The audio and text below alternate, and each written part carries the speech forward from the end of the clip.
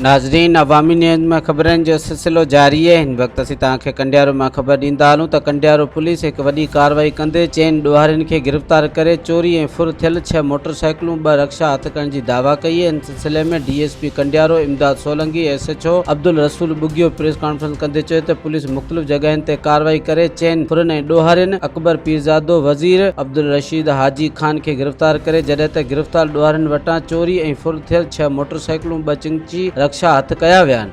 मुशर्रफ जन जे हिदायतुनि ते असांजो एसएचओ कंडियारो अब्दुल रसूल बुगियो साहब जे महिनत सां मुंहिंजी सुपरविजन मुआविन सां गॾु आहियां महिनत करे मुख़्तलिफ़ क़िस्मनि जा असां वेपन बि रिकवर कया आहिनि ऐं ख़ासि करे जेके चिंची रक्षा थींदा आहिनि उन्हनि जा 2 चोर बि पकड़िया आहिनि, उन 2 चिंची रक्षा बि रिकवर थिया आहिनि ऐं मोटरसाइकिल जा फुर आहिनि। हिकिड़े नालो आहे अकबर पीरज़ादो, ॿियो नालो आहे वज़ीर भंवर। हुननि खां 2 फुर जी मोटरसाइकिलूं थियूं आहिनि हथ, हुनजे एफआईआर बि बिल्कुलु दाख़िल आहिनि ऐं हुन खां अलावा 15 असां वटि वेपन आहिनि मुख़्तलिफ़ क़िस्मनि जा। हुनमें 1 राइफ़ल आहे, 2 बंदूकूं आहिनि ऐं 1 रिपीटर आहे ऐं 1 राइफ़ल आहे, 9 पिस्टल आहिनि 30 बोर जा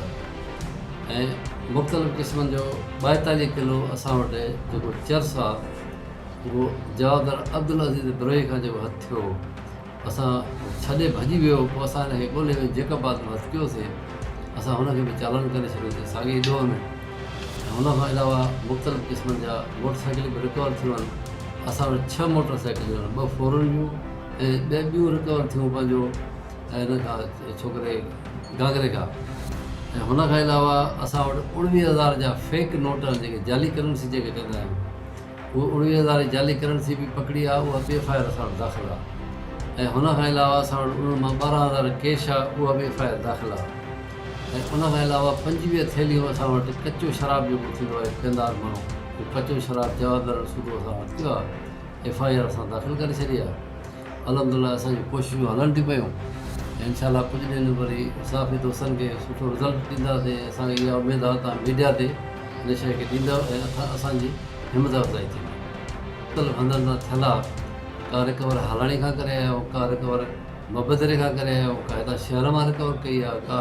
जेका सो ॾेपरनि जे ॻोठ मां रिकवर थी आहे, मुख़्तलिफ़ जॻहियुनि तां रिकवर थियल आहे ऐं असां वटि एफआईआर बि दाख़िल बराबरि